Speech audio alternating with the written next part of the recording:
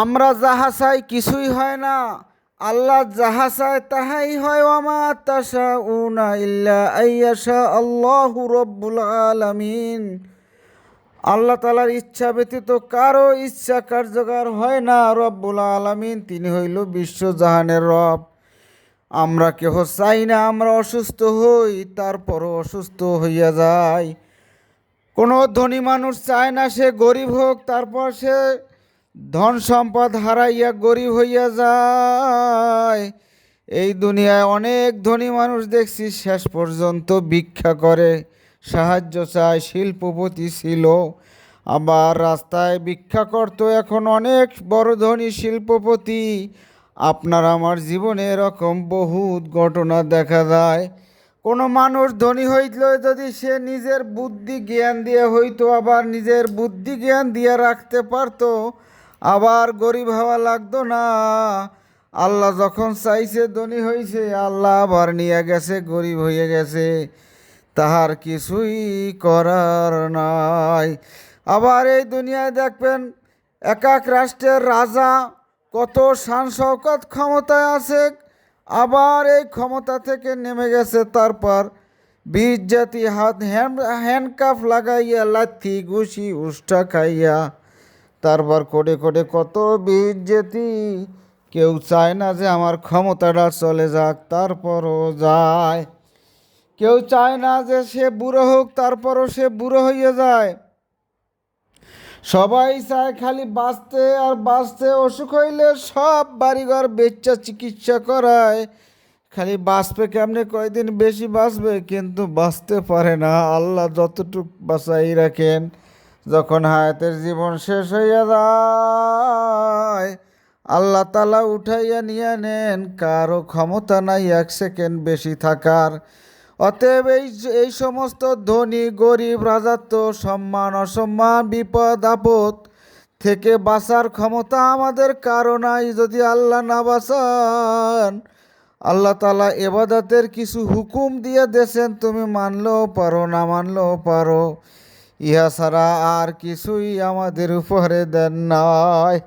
আল্লাহ হুকুম করছে হারাম খাইও না, নামাজ পড়ো, রোজা রাখো, ইবাদত বন্দিগির আল্লাহর হুকুমগুলো মেনে চলো। তুমি এখন মানতেও পারো নাও মানতে পারো, ইহা ছাড়া অন্য সকল হুকুম না মান্যা তোমার কোনো উপায় নাই বা ক্ষমতাও নাই। আল্লাহ গরিব বানাইতেছে, এখন তুমি ধনী থাকবা পারবা না। আল্লাহ বিপদ আপদ দিয়েছে, তুমি বিপদ আপদ উদ্ধার করবা পারবা না। আল্লাহ অসুস্থ বানাইছেন, তুমি সুস্থ হবা পারবা না। আল্লাহ আল্লাহ। وَإِن يَمْسَسْكَ اللَّهُ بِضُرٍّ فَلَا كَاشِفَ لَهُ إِلَّا هُوَ। আল্লাহ বলছেন যাকে আল্লাহ বিপদগ্রস্ত করেন তাকে বিপদ মুক্ত করার কেহ নাই। মাওলারে সেনো, মাওলার হুকুম ইবাদতের সব মানো। আল্লাহর ইচ্ছার বাইরে যাওয়ার কোনো সুযোগ আমাদের নাই। ইবাদতের সকল হুকুমগুলান মানো, আল্লাহর হুকুম আর রসুলের তরিকায় চলো। জিকির আজকার করো, ইমান তরুতাজা করো। যত জিকির আজকার করবা ইমান বাড়িয়া যাইবে, চোখে পানি আসবে। মাওলার সাথে সম্পর্ক বাড়াও। তোমার কি লাগবে, যা লাগবে সব আল্লাহর কাছে চাও, আল্লাহ তাআলা ব্যবস্থা করিয়া দেবেন।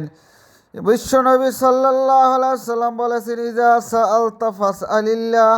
তোমার যা লাগবে তুমি আল্লাহর কাছে চাও। আল্লাহ হইল ধনীর ধনী, রাজার রাজা। তিনি ধনী বানানোর মালিক, গরিব বানানোর মালিক, ক্ষমতা দেওয়ার মালিক, ক্ষমতা থেকে চ্যুত করার মালিক। তিনি সব কিছু করার মালিক। ইন্নাকা আলা কুল্লি শাইইন কাদির। তিনি সমস্ত কিছুর উপর ক্ষমতাবান, আমাদের কারও কোনো ক্ষমতা নাই। অতএব আল্লাহর হুকুম মেনে আল্লাহর ইচ্ছা মতন চলে, ইবাদত বন্দিগি করে, ঈমান নিয়ে কবরে যাওয়ার চেষ্টা করো, আর আল্লাহর দরবারে মাপ চাও। কেননা আমরা সবাই গুনাহগার। কুল্লুকুম খাত্তাউন ওয়া খায়রুল খাত্তাইনা আত-তাওয়াবিন। আল্লাহর নবী সাল্লাল্লাহু আলাইহি সাল্লাম বলেছেন, তোমরা সবাই গুনাহগার, এর ভিতরে যে তওবা করে সেই উত্তম। আমিও গুনাহগার, তুমিও গুনাহগার, আমরা সবাই গুনাহগার। আমাদের গুনার পাহাড়, গুনার কোনো সীমা নাই। আল্লাহর কাছে খাস তওবা করো, তিনি গফুরুর রহিম। তিনি খাস তওবা যদি আমরা করতে পারি, তাহলে আল্লাহ তাআলা নিজ অনুগ্রহে আমাদেরকে মাফ করে দেবেন। অতএব খাস তওবা করো। আমিও দোয়া চাই আপনাদের কাছে, আপনারাও দোয়া করবেন যেন আল্লাহ আমাদেরকে ইসলামের উপরে রাখেন আর ইমানের সাথে মওয়াত দান করেন। আল্লাহুম্মা আমিন।